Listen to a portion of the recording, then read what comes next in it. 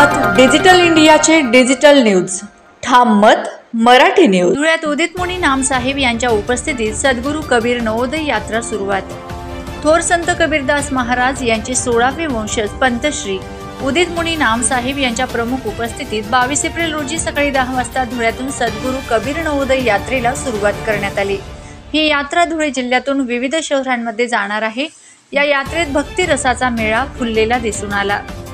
केडीव्ही mission समिती धुळे, अमीन माता महिला मंडळ धुळे, सद्गुरू कबीर साहेब नवयुवक मंडळ धुळे तसेच सकल कबीर पंथ समाज धुळे यांच्या संयुक्त विद्यमानाने आग्रा रोडवरील महात्मा गांधी पुतळ्यापासून यात्रेला सुरुवात करण्यात आली। पारंपरिक वाद्यवृंदात निघालेल्या या शोभायात्रेत सजविलेल्या वाहनात हुजूर उदित मुनी साहेब यांना विराजमान करण्यात आले होते। कलशधारी महिलांसह भाविकांनी यात्रेत सहभाग नोंदविला। या शोभायात्रेचे ठिकठिकाणी स्वागत करण्यात आले तसेच भाविकांना ठिकठिकाणी पाणी आणि शीतपेय वाटप करण्यात आले।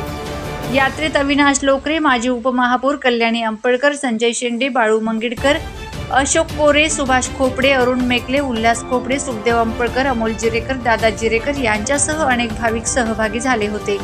ठाम मत मराठी न्यूज साठी सोपान देसले, धुळे। महाराष्ट्रातील ताज्या घडामोडींसाठी पाहत रहा ठाम मत मराठी न्यूज। तसेच आमच्या चॅनलला लाईक, शेअर, सबस्क्राईब करायला विसरू नका।